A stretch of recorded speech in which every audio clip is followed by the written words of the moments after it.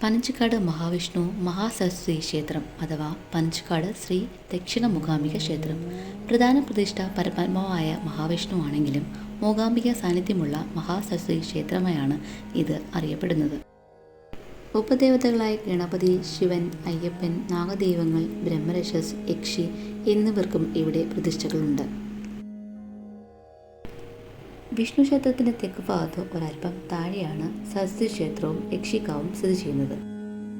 ഹൈന്ദവ വിശ്വാസപ്രകാരം അറിവിൻ്റെയും ജ്ഞാനത്തിൻ്റെയും കലകളുടെയും കരകൗശലത്തിൻ്റെയും ഭഗവതിയാണ് മഹാസരസ്വതി.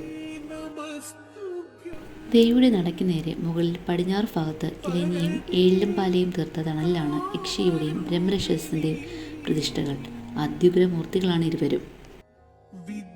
ക്ഷേത്രത്തിലെ വള്ളികളിലൊന്ന് മറ്റെവിടെയും കാണാൻ കഴിയാത്ത ദിവ്യമായ സരസ്വതി ലതകളാണെന്ന് വിശ്വസിച്ചു വരുന്നു.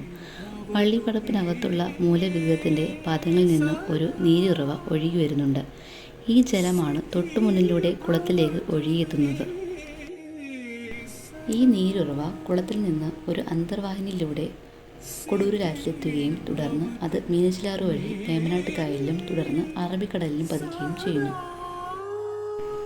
ത്രിമൂർത്തികൾ ഒരാളായ ശിവൻ ഉപദേവനായി വരുന്ന അപൂർവ ക്ഷേത്രങ്ങളൊന്നാണ് പനച്ചിക്കാട് ക്ഷേത്രം. 9 ദിവസം നീണ്ടു നിൽക്കുന്ന നവരാത്രി ഉത്സവത്തിന് ധാരാളം ഭക്തജനങ്ങൾ ദേവിയെ തൊഴാനെത്തുന്നു. നവരാത്രിയുടെ അവസാന ദിവസമായ വിജയദശമി നാളിൽ കുട്ടികളെ എഴുത്തിലിരുത്തുന്ന വിദ്യാരംഭം ചടങ്ങും നടക്കുന്നു.